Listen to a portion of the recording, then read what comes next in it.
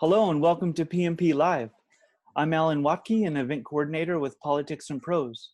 Thank you all for joining us in this new format in the midst of these unprecedented events, from the pandemic, which forced us all inside of our homes, to the worldwide police brutality protests as part of the Black Lives Matter that are now compelling us to get back out of them. Throughout all of this, we strive to continue to bring you the authors you love and their new books to the Politics and Prose community. And at any point, you can click on the link in the chat to order the book Policing the Black Man on Politics and Prose's website. Today, you can ask the authors a question by clicking on the Q&A link, which can be found near the bottom of your screen. Finally, we want to thank you all for being with us here today. We're so thankful to our family of loyal customers, keeping our business and our spirits afloat. Today, I'm very pleased to welcome to PMP Live Professor Angela J. Davis, the editor of Policing the Black Man, Arrest, Prosecution and Imprisonment, in conversation with two of the contributing authors of the book, Professors Kristin Henning and Roger A. Fairfax, Jr., to discuss the recent killings of George Floyd, Ahmaud Arbery, Breonna Taylor, and other unarmed Black men and women. Davis is a professor of law at American University and the author of Arbitrary Justice, The Power of the American Prosecutor, and other publications on racism in the criminal justice system. She is a former director of the Public Defender Service for the District of Columbia. And so please join me in welcoming to PMP Live, Angela J. Davis, Kris Henning, and Roger A. Fairfax. Thank you so much, Alan. And thanks so much to Politics and Prose for having us again. Also want to thank everybody in the audience for joining us here today. Policing the Black Man, Arrest, Prosecution and Imprisonment is a collection of essays about the many ways that the criminal legal system polices Black men in the broad sense of the word.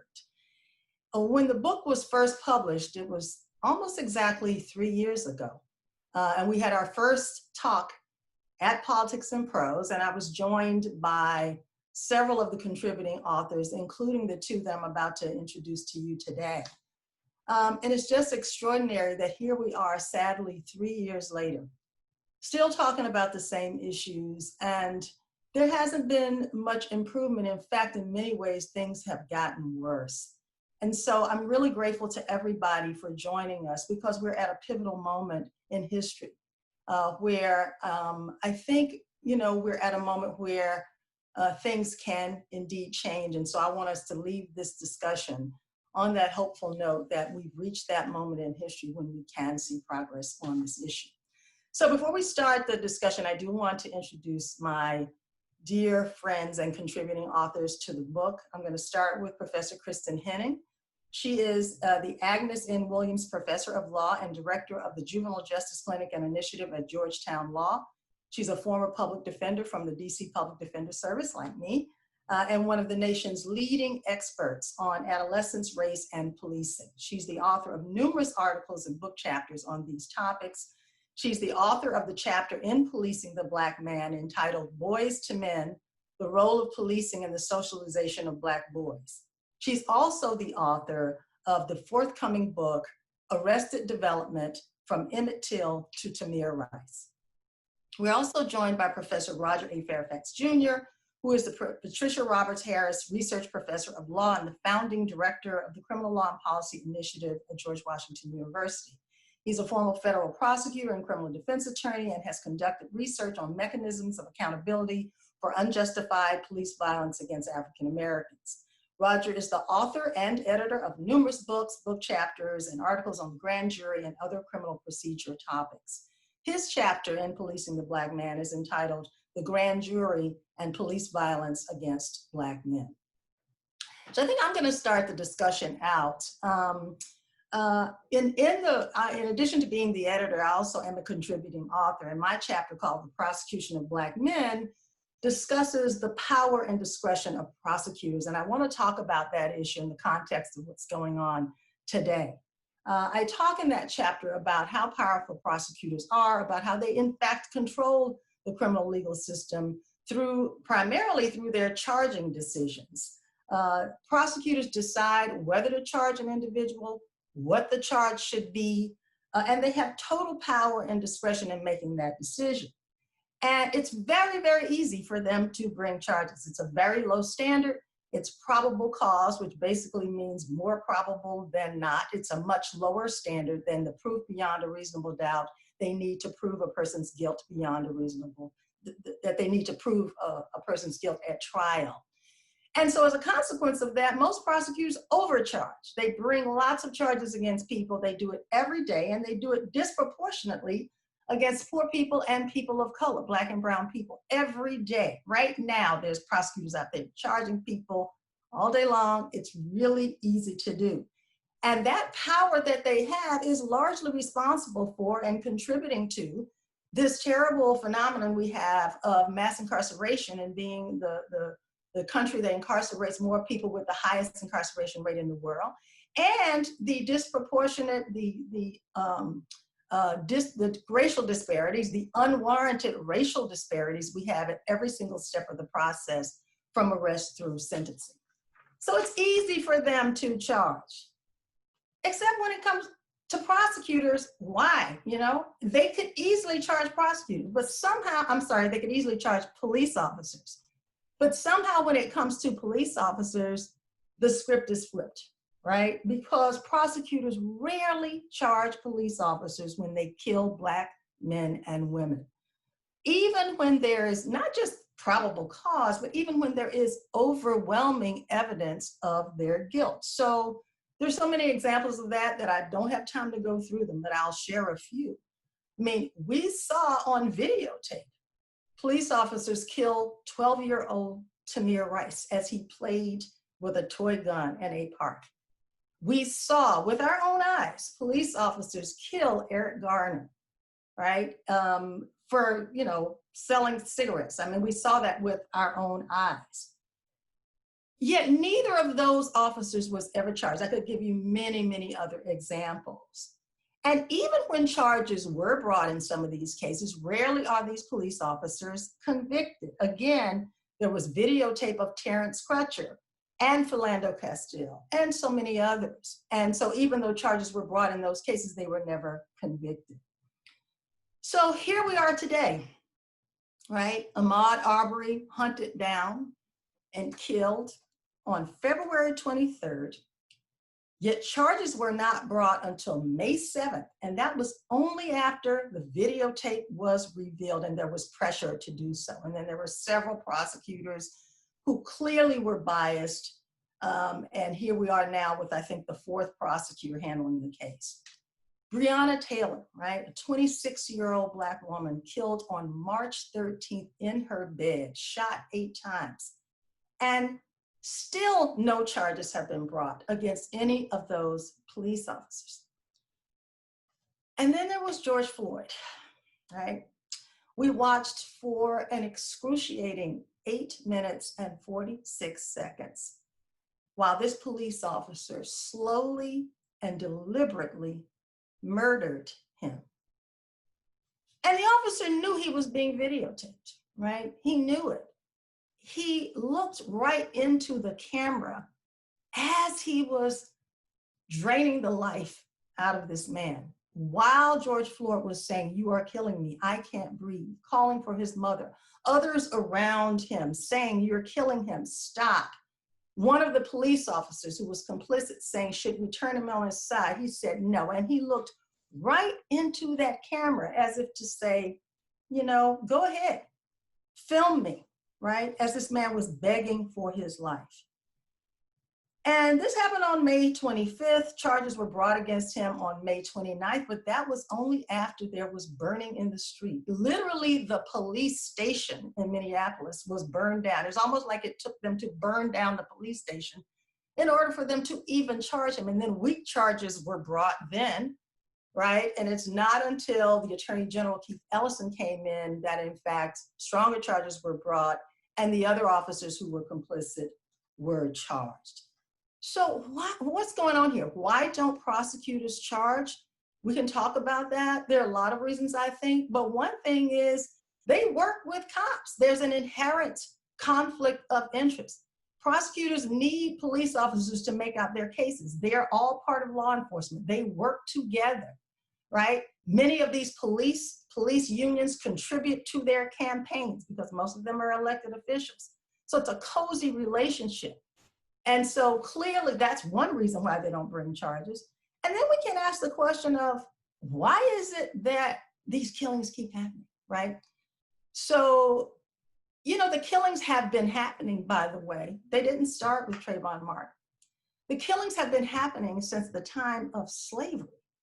And I'm talking about law enforcement, taking the law in their own hands and killing Black and brown bodies.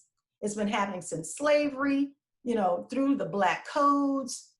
The Emmett Till killing was a pivotal moment that we all remember, through the civil rights movement up to the present day. And when Trayvon Martin was killed, not by a police officer, but by, I guess, a wannabe cop, the Black Lives Matter movement was born, and that movement was so important to the change that hopefully will take place in the future. But at that moment, I think people thought that things were going to change. And, you know, the only thing that was different was that there was social media and there were cell phone cameras. And so people became aware. It's not like that was the first time an unarmed Black man was killed by the police. It's been happening for hundreds of years, but people became aware, right? People marched in the street and they declared Black Lives Matter. But even though there was videotape, it kept happening. And people kept thinking, how can this be, right? People are now seeing with their own eyes what our ancestors, what our people in history kept saying was going on, but no one believed them. Now they see it with their own eyes. Why is it continuing to happen? Well, I'll bring it back to prosecutors. I think there's a lot of reasons why cops keep killing, right? There's racial animus. They don't see Black and brown bodies as human. They don't see the humanity. If you look at Chauvin's face as he was killing George Floyd, you know, how could he see him as a human being and do that? And so I think racial animus is such a part of it. It's also because they're trained to use violence. It's the way that police officers are trained, right? To use violence and to control people, which is one of the reasons why we need to dismantle and deconstruct and rebuild the police function altogether, something that I know Roger's going to talk about later on. But there's another reason, and it comes back to prosecutors, and then I'm going to wrap up and have Kris come in. But we got to talk about the prosecutor's role. Cops keep doing this because they know nothing's going to happen to them, right? They're not held accountable, right? It's almost like this killing of George Floyd was a copycat crime from what happened to Eric Garner, right? You know, Chauvin knew what happened to Eric Garner. He knew that the cop who killed Eric Garner, nothing happened to him. He knew all of these other cases. Nothing happens to cops. Usually they're not going to be charged at all, and even if they are, they're not going to prison. And so there's no incentive for police officers to do the right thing because they know they're not going to be held accountable. And that's prosecutors' fault. As I told you before, they can easily bring charges, but they don't. Why are they overcharging Black and brown people on the scantest evidence, but almost never charging cops when the evidence is overwhelming? The vast majority of these prosecutors are elected officials, and they need to be held accountable at the ballot box. We need to pay attention to district attorney races. We need to vote out prosecutors who are unnecessarily prosecuting and charging poor people and Black and brown people while literally allowing cops to get away with murder. So I want to stop right there. And I'm going to ask Kris. I've been talking about the killings of Black and brown men, but we know police brutality is much broader than that. So I want you to talk about that a little bit, if you will, and also talk about how traumatic it is for young people to witness, watch, and experience what we've been seeing. So thank you so much, Angela. That's exactly what I want to talk about. As I listen to you, I hear opportunity in this moment. The national and international conversation that we are now having about policing and about racism grew out of a tragedy, right? The tragedy of the death of George Floyd, but it's also an opportunity.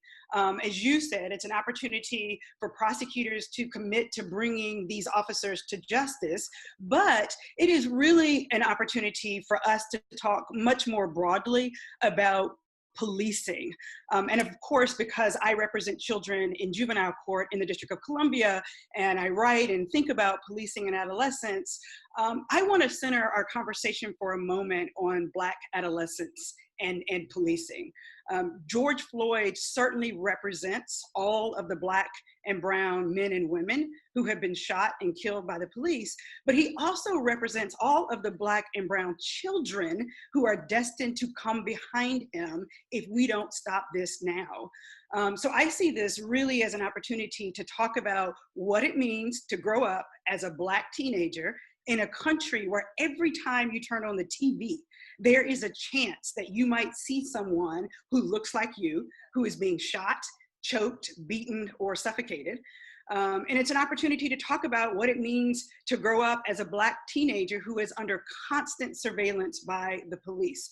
The nation and now the world is watching with outrage the brutal killings of Black and brown people. But those of us who represent children in juvenile courts across the country know all too well, and this is exactly what you just said, Angela, that police brutality is so much broader than that. Black children are besieged, absolutely besieged by policing in every aspect of their lives.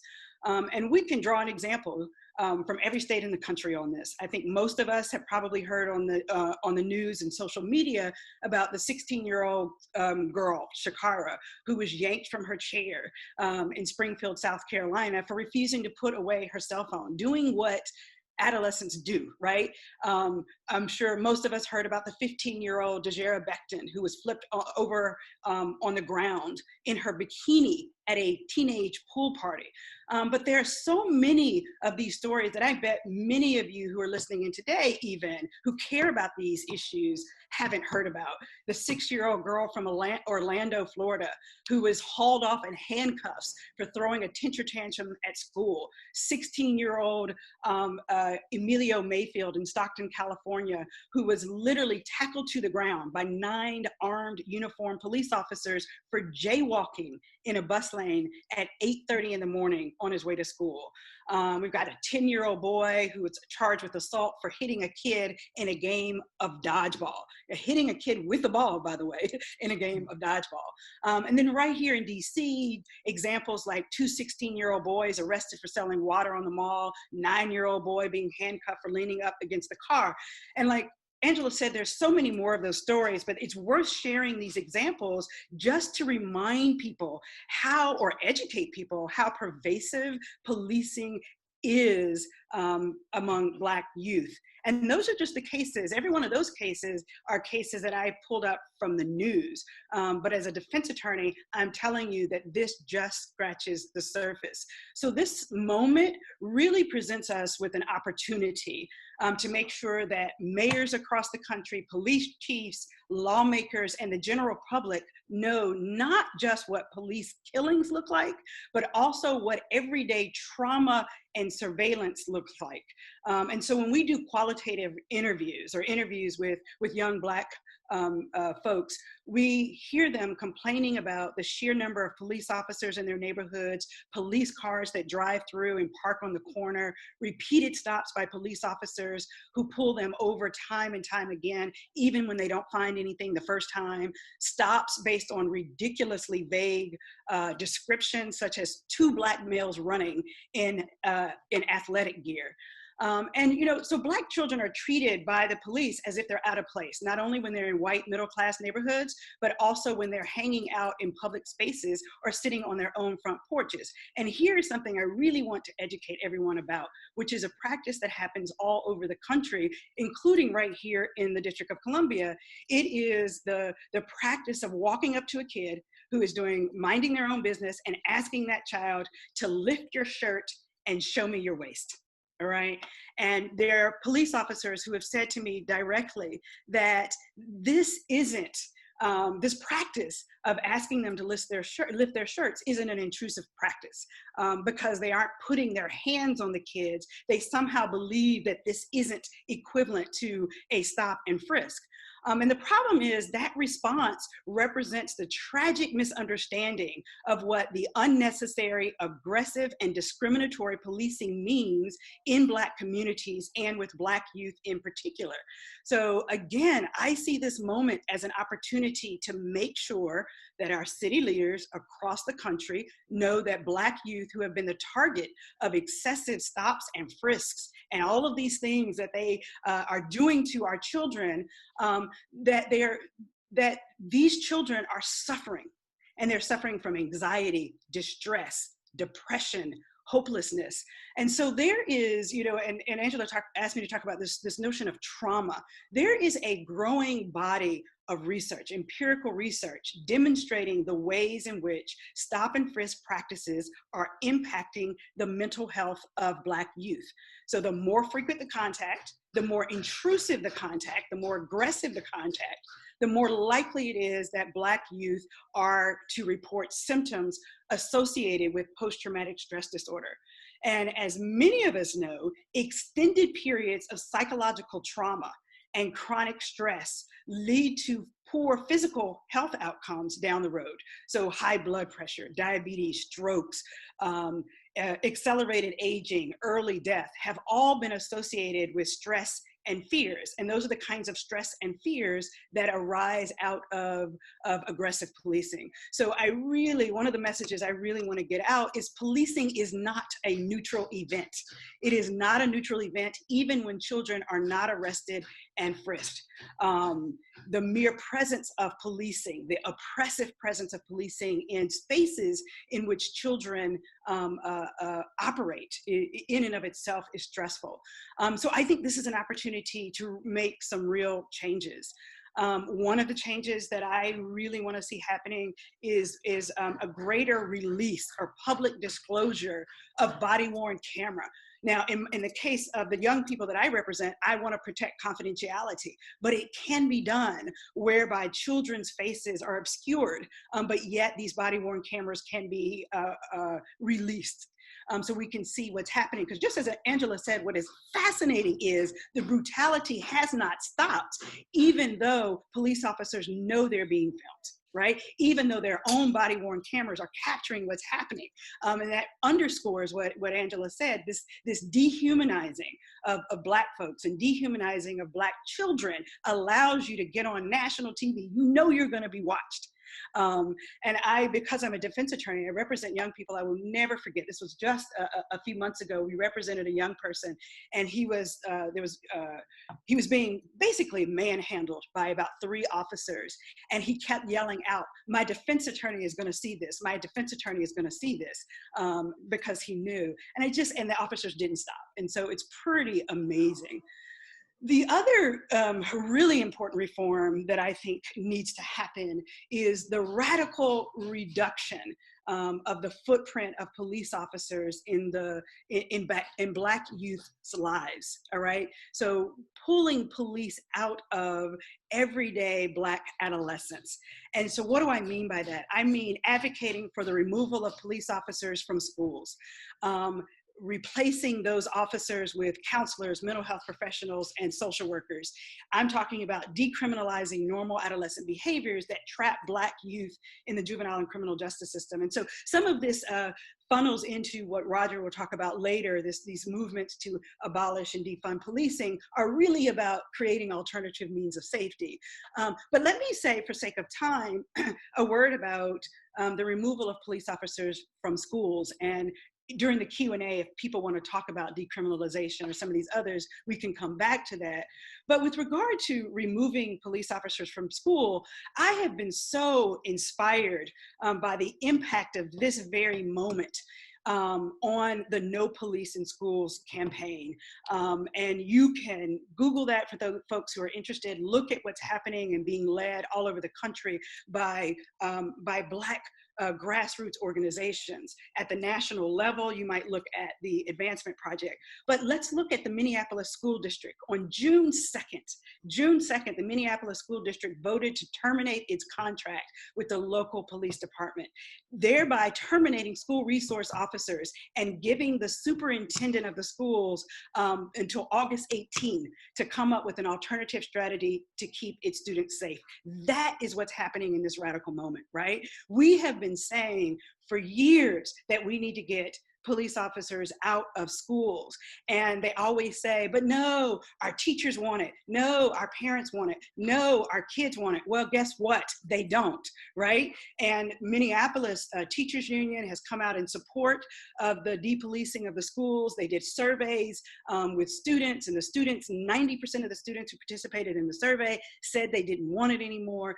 And we just have to be creative about how do we keep our kids safe without police officers, without metal detectors in schools.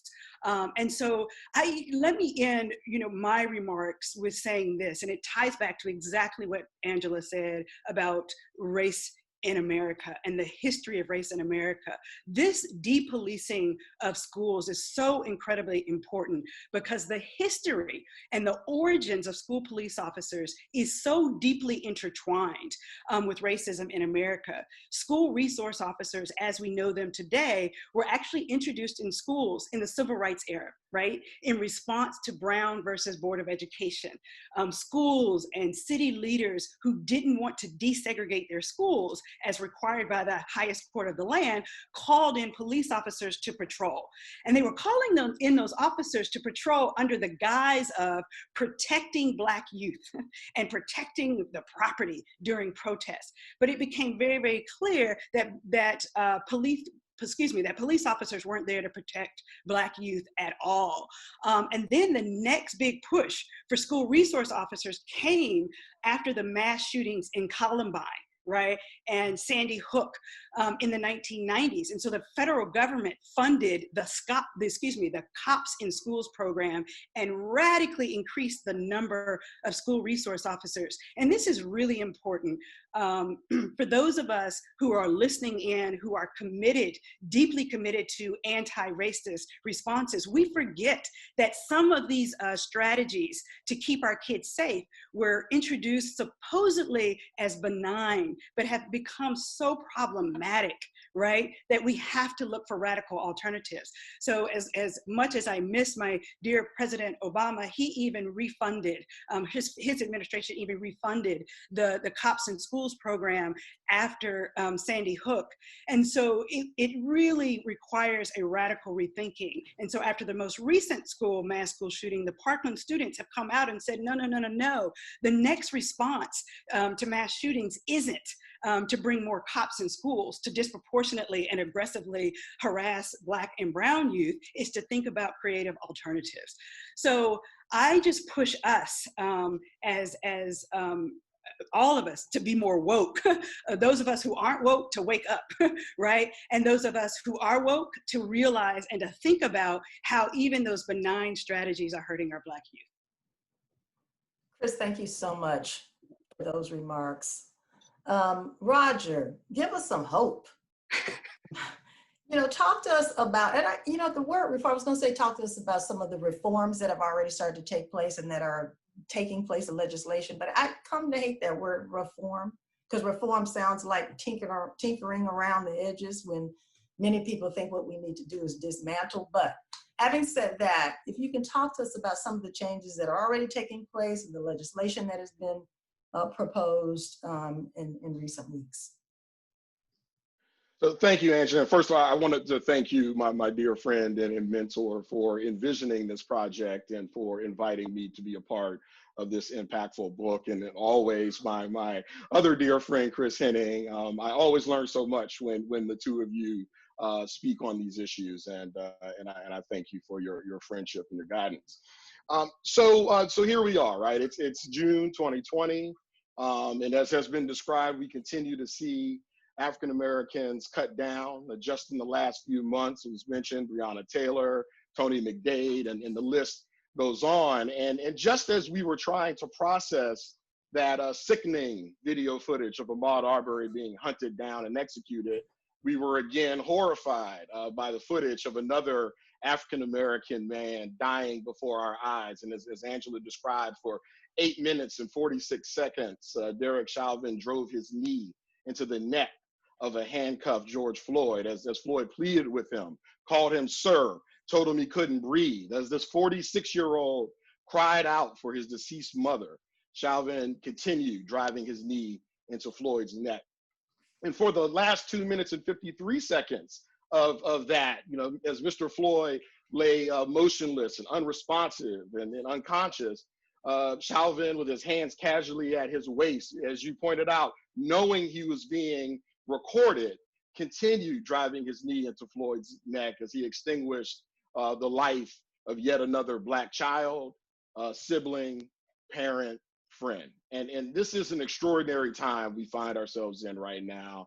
And we are, as many have said, in the midst, not of a moment, but of a movement. I think a convergence of occurrences has led us to a place where our anger and our frustration and our unwillingness to take it anymore have exploded into a dynamic, a determined, a multiracial, multi-generational movement that has sparked protests and demonstrations across the country and around the world. And this movement has even compelled corporate leaders and politicians and leaders of conservative mainstream institutions to exclaim 3 words that just a month ago I never would have imagined they would ever utter: Black Lives Matter. And in just a matter of weeks, even days, this movement has moved the needle on concrete action around policing in this country further than it has moved in generations. But only time, I think, will tell the full extent of the concrete changes that will come. Some have renewed the call for the adoption and implementation of long advocated for policing reforms. As has been mentioned, others have called for defunding the police function, and still others have called for abolition of the police. And the Justice and Policing Act of 2020, introduced just Monday in the House and the Senate by Representatives Karen Bass and Gerald Nadler in the House, and Senators Kamala Harris and Cory Booker in the Senate, is a bill. And there's so much in this bill. I mean, I think a number of civil rights groups have touted it as a strong first step. Everything from changing the mens rea requirement in 18 U.S.C. 242, the statute that is used for federal prosecution of police officers for civil rights violations, to make it easier for DOJ to come in and bring prosecutions. Eliminating qualified immunity, which often shields law enforcement officers who commit constitutional violations from liability and makes it very difficult to win in those cases. Enhances the power of DOJ to conduct pattern and practice investigations, which are so important for consent decrees that can change behavior. Promoting independent investigations, which speaks to what Angela was talking about with regard to independent prosecutors and the need for independence, which is absolutely essential. Accreditation and best practices standards, studies and data analysis. And statistics are so important here. When you look at the Floyd litigation in New York City, challenging discriminatory stop and frisk practices, the statistics are key in that sort of litigation. And I think our ability to gather those stats now has been woefully underfunded, and I think this could make a significant change. A national police misconduct registry. In fact, Representative Bass, one of the leading sponsors of the bill, pointed out that Tamir Rice, who was cut down at age 12 while playing with that toy gun at the park, would have graduated from high school this spring. He would be a high school graduate right now. And Tim Lohman, the officer who shot him, had been fired in another jurisdiction before being employed by the Cleveland Police Department. He lied on his application and got a badge and a gun, and a national registry might have stopped that from happening. Use of force reporting, right? And I talked about the importance of data and statistics, and we really have trouble gathering accurate sources of data on uses of force. Racial profiling, implicit bias, establishing a duty to intervene. Those 3 officers who stood by as Derek Chauvin drove his knee into the neck of Mr. Floyd.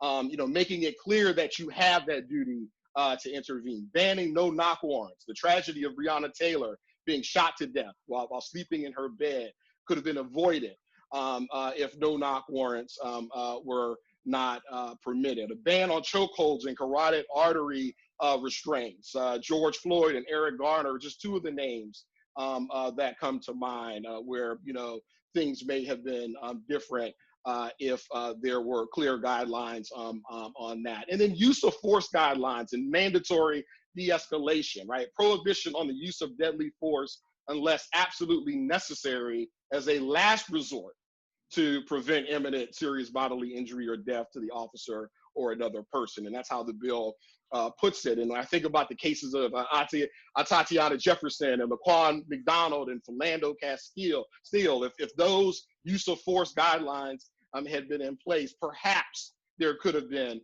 a different outcome. And the bill goes on to talk about militarization and promoting the use of body cameras and dashboard cameras and criminalizing lynching. And it's unbelievable that we have to still talk about that in the year 2020. But as Angela described, if we watch that video of these so-called vigilantes chasing down Ahmaud Arbery, hunting him in a pickup truck, something that just comes out of movies that depict what was going on in the 40s and 50s, right? When NAACP had to hang a flag outside of their offices in New York to say a man was lynched today, right? And this is still going on.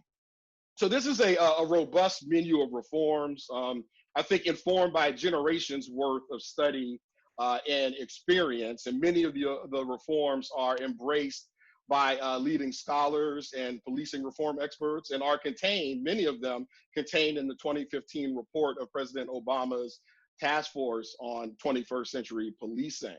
And if you watch the hearing on Wednesday in the House, even a number of Republican members expressed support for various reforms in the legislation. Now, whether that bill can get a signature from the current resident of Black Lives Matter Plaza, which is what the street is now called, down there at 16th and Pennsylvania, is another matter. But we're seeing at the state and local levels swift and successful efforts to bring about reforms thought unlikely, if not impossible, just weeks ago. We saw a repeal of 50A in New York, which made it very difficult to access officer discipline records. In Louisville, Kentucky, banning no-knock warrants just the other day in honor of Breonna Taylor. So there is that movement on these reforms at the state and local level, and the potential at the federal level. But I think it is important to note that this movement that I've spoken of, the activists who sparked and still sustain the protests and the demonstrations that have forced the nation in the world to recognize that Black Lives Matter, and have brought about the unexpected and unprecedented political conditions that have made the passage of the types of reforms in the Justice and Policing Act even plausible today. A lot of those activists who have brought about this moment have their gaze set far beyond even what might be perceived as the most aggressive reforms set out in that legislation.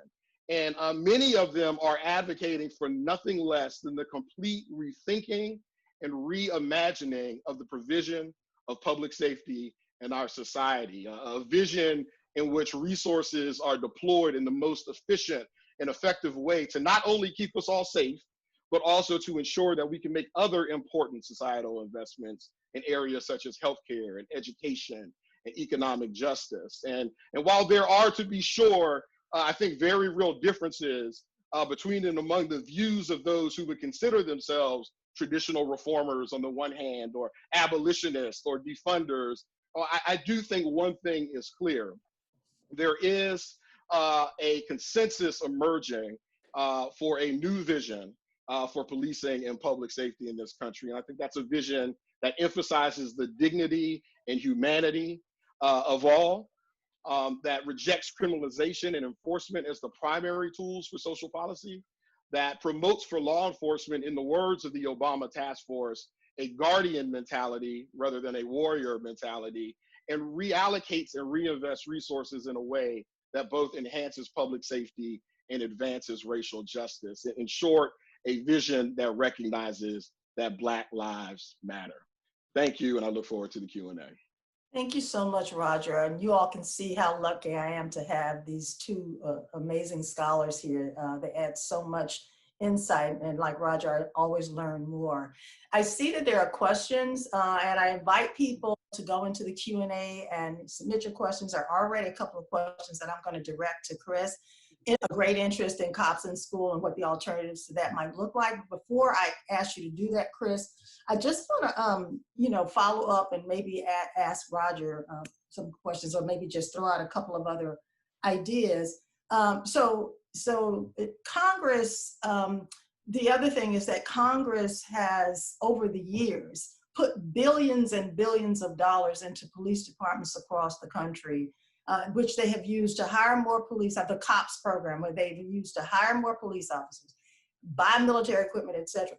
Instead of putting funding into that, they need to stop funding that and maybe incentivize a different model of policing. In other words, how about conditioning funding on you implementing de-escalation policies, or conditioning federal funding on you totally rethinking the way you're doing policing, changing the model. Some of the things they put in that federal legislation, right? Because so much of this, as you pointed out, is on the state and local level. They pass a federal law, and you correct me if I'm wrong, like the federal law can't sort of force these local police departments. It certainly can serve as a model, but I think using that funding to incentivize as well.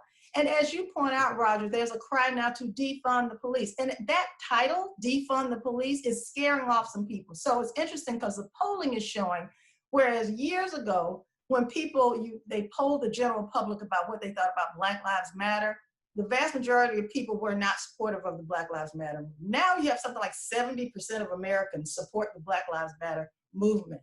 Now you've got the same thing going on with the defund the police. If you say to someone defund the police, the first thing that comes to their mind is, oh, I can't call 911 if I'm in trouble if you defund the police. Well, that's not what people are saying. They're saying what you said, Roger. It's about diverting funds away from the police department to deal with some of the root causes that cause people to be in the sight of police officers in the first place, to mental health, to substance abuse, et cetera. And so I think the unfortunate title, defund the police, I call it unfortunate only because I think people misinterpret it when they see those words. And so I wanted to kind of throw that out there. I didn't know if you wanted to add anything or respond to that, Roger, about sort of the local versus federal before I ask Kris to respond to, because we only have until 1 o'clock and I see we're getting more questions. So I don't know if you...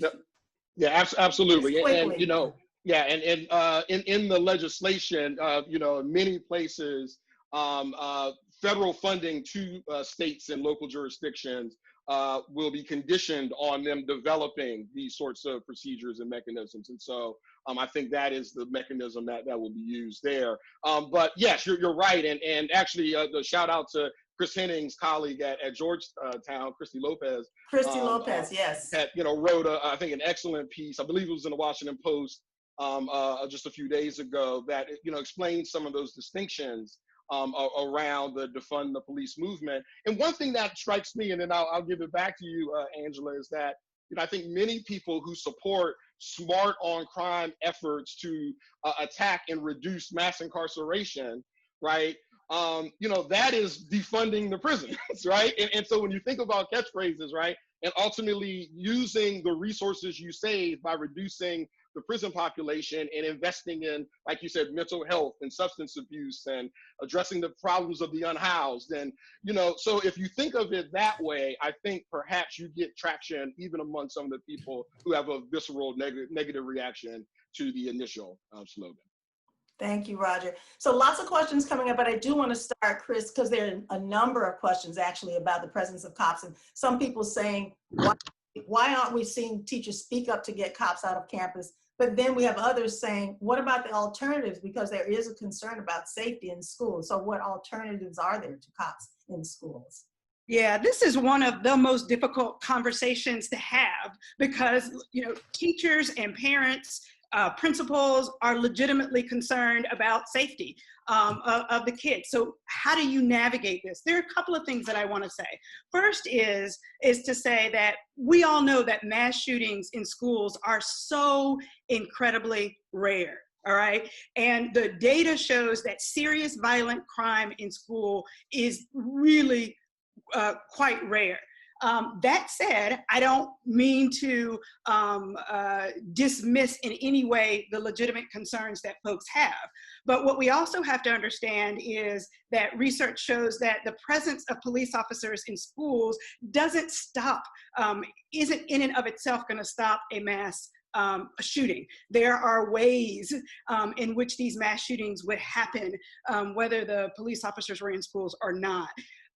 The other really important point to understand is that in the 1990s, when there was this radical increase in the number of school resource officers in schools, they were stationed in schools that served students who were predominantly Black and brown, although those mass shootings occurred in schools that were predominantly white and wealthy. And so we're not seeing the use of the school resource officers in those places where those mass shootings occurred.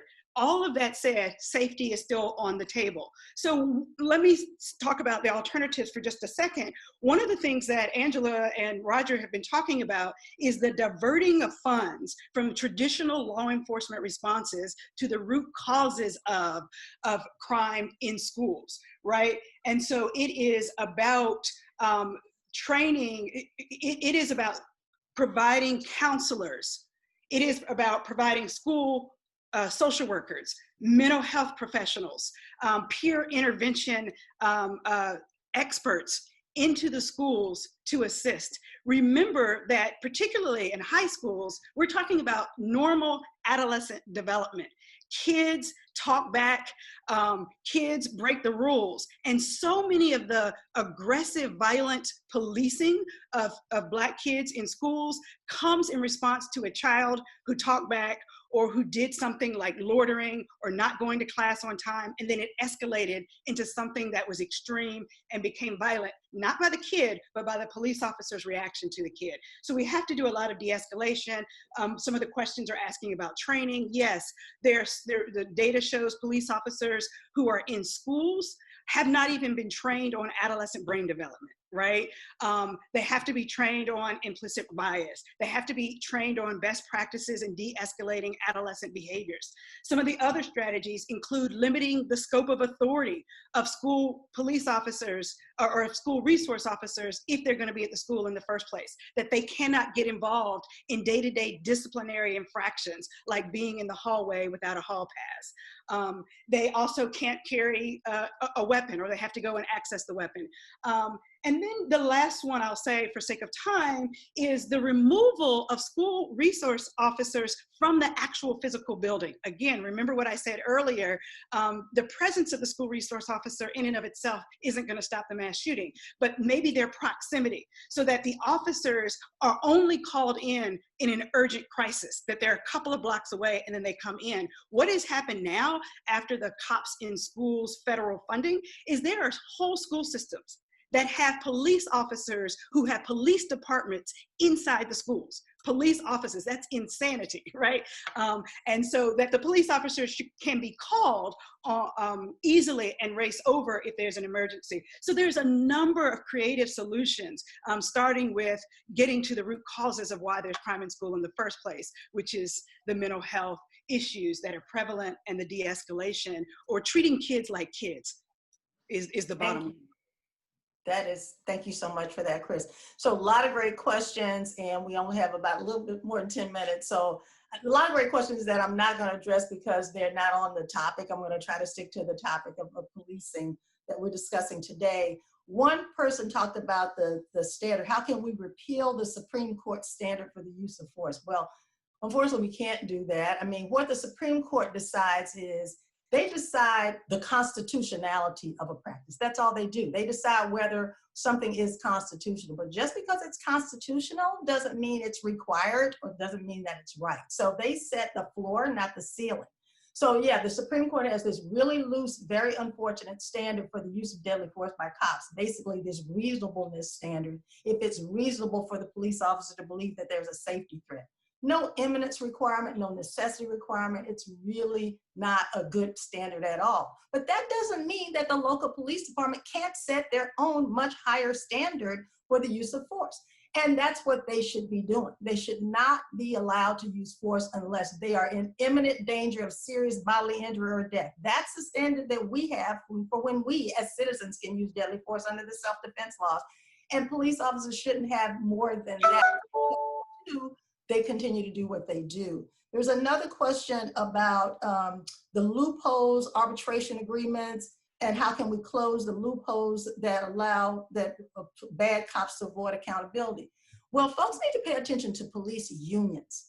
There's a big difference between police departments and police unions. Police unions are incredibly, incredibly powerful, and they unfortunately are tied, and many of them are blatantly racist.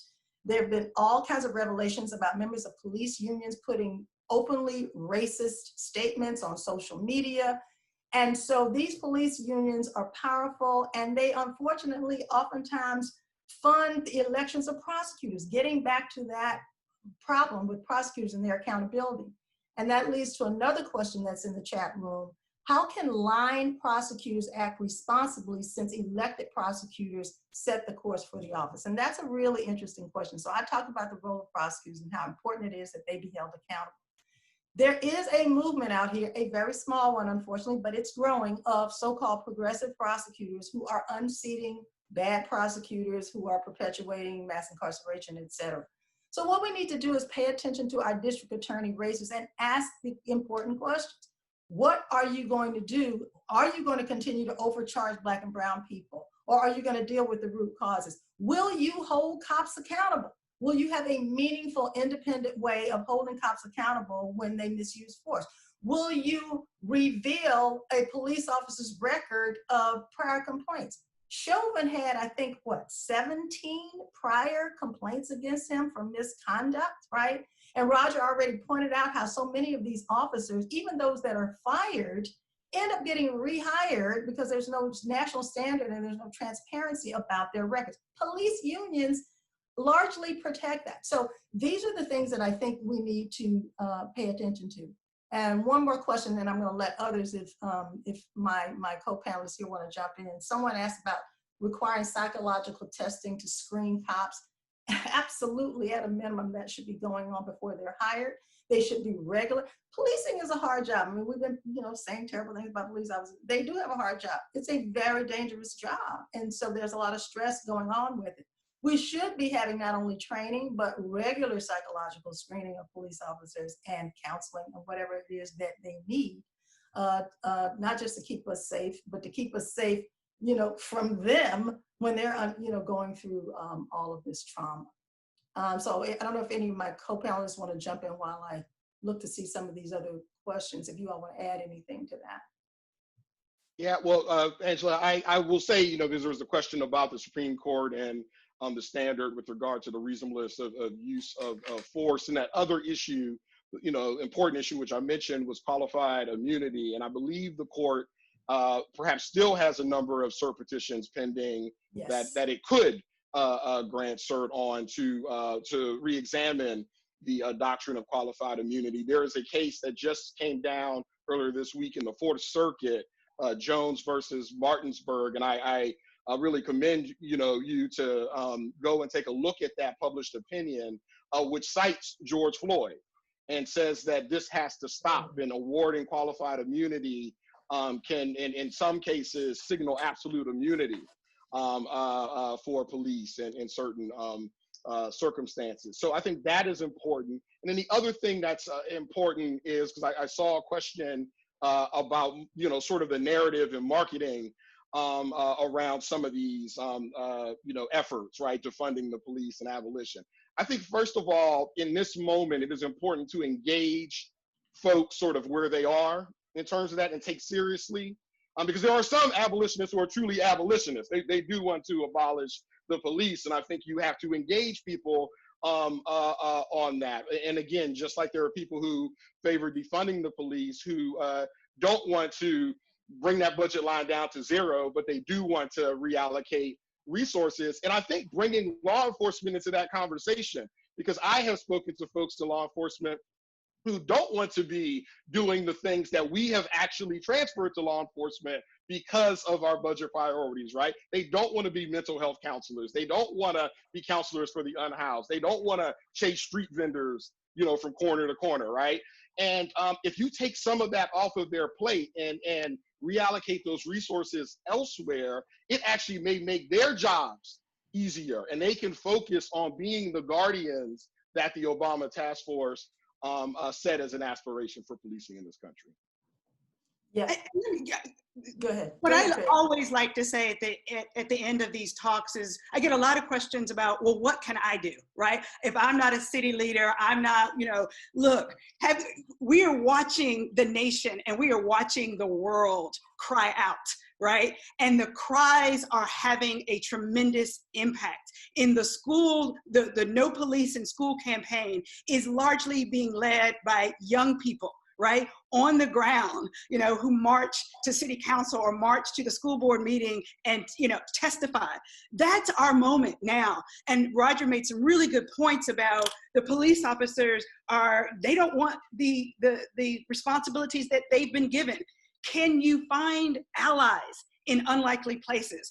Angela talked about prosecutors, progressive prosecutors. Can you find allies who will march with you, who will co-sponsor, you know, a proposed bill, or who will make the recommendation to the school board? So there's an opportunity for each and every one of us to be involved at one of these pressure points. And our voice matters, and I see that it matters in a moment of opportunity. It's a moment of tragedy, but it's a moment of opportunity. And so I just encourage everyone who is listening to figure out how to use their voice in some way or another. Thank you so much, Kris. And, you know, I just want to say, unfortunately, we only have 3 minutes left. And so just to kind of sum up, before I do, though, I see my good friend Lisa Wayne, defense attorney, says she believes that defense lawyers should have access to police misconduct records when relevant to the theory of the case. Yes, there should be, and she says lawyers have to go through so much to get these records. That kind of stuff should be transparent, period, right? Unless there's some reason why they shouldn't be. Those kinds of records, that the transparency, Roger mentioned the law in New York, that should be part of the discussion. We've got only a couple of minutes left. I just want to end on the note that Kris just started, and that is, you know, we are at a pivotal moment in history. You know, I have to say this, you know, I'm 64 years old, grew up in Alabama, and I saw white and colored signs. I lived through that. And so, you know, I never thought that in 2020, you know, at the age of 64, I would see, you know, the worst racial violence that I've ever seen in my life, you know, given what I lived through growing up. But here we are. And so if anybody has a reason to feel hopeless and jaded, it's me. But guess what? I don't. I do feel hope. Somehow I'm allowing myself to believe that this moment is different. I have to believe it because I have to have hope for my children and my grandchildren and our future. But I actually do think this is different, as others have pointed out. People all over the world are protesting and saying Black Lives Matter. Bigger than I think the Women's March was comparable, but I think this is even bigger. And we got white people marching. There's a little town in Alabama called Mountain Brook, Alabama, that is 98% white and only 1% Black. And they had a Black Lives Matter rally with 400 people. And they laid down on the ground for 8 minutes and 46 seconds. And that's significant that people of all races, all ages are stepping up now. And Roger mentioned corporate people we would never, Mitt Romney joining the, Mitt Romney, I mean, I don't know if he means it, but he was out there saying Black Lives Matter. So this moment, I think, is different. We do have a reason to be hopeful. We need to seize this moment, because the possibility for change is so ripe right now, and it's already happening. So I do want us to leave on that hopeful note. And as Kris said, people want to know what they can do. Everybody can't do everything, but everybody can do something. So if you can't march like me because you're too old and you're in a high risk group and you don't want to get sick, you can donate to all these wonderful organizations that are out there doing the work. LDF, EJI, all kinds of bail reform, and people are getting folks out of prison. The juvenile organization that Kris, is involved with. There are lots of lists out here. You all know where they are. Donate, write, email your representatives, hold your representatives accountable, and my goodness, especially vote. In November, vote, and you can make change. This democracy is imperfect, but it's all we got, and we got to make it work. So it's 1 o'clock. I want to thank everybody for joining us today. I really appreciate your involvement, and I also want to thank Politics and Prose for this discussion.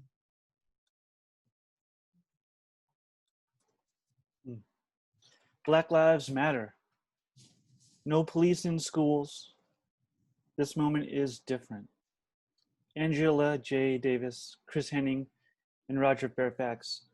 I'm so thankful for this conversation, as well as looking forward for the conversation to continue and to bring about a necessary change. I can't thank you three enough for joining PMP today. I'd also like to thank everyone that tuned in. Please support the authors and PMP by buying Policing the Black Man using the link that's in the chat.